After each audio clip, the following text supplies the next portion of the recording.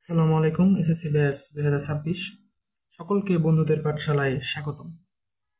আজকে আমরা SSC batch 2026-এর জন্য স্পেশালি এমসিকিউ ট্রিক এনেছি, বিশেষ করে তৃতীয় চ্যাপ্টার গতির উপরে।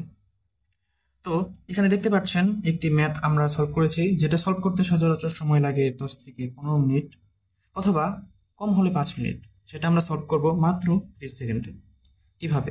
একটি ভিন্ন রকম সূত্র ব্যবহার করে। দেখেন, একটি ব্যক্তি 20 মিটার পার সেকেন্ড বেগে হাঁটা শুরু করলো এবং এস দূরত্ব অতিক্রম করে থেমে যায়।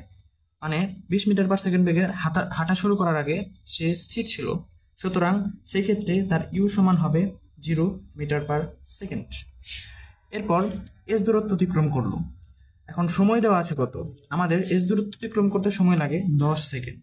এক্ষেত্রে সময় সমান 10 সেকেন্ড দেওয়া রয়েছে এবং ত্বরণ এ দেওয়া রয়েছে 2 metre per second square, 2 metre per second square.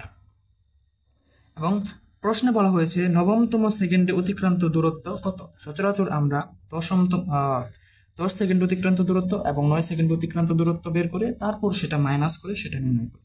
এক্ষেত্রে আমরা ব্যবহার করব একটি ভিন্ন রকম সূত্র, তা হচ্ছে এসটি বা এসতম সেকেন্ডে অতিক্রান্ত দূরত্ব u plus half a into 2t minus 1।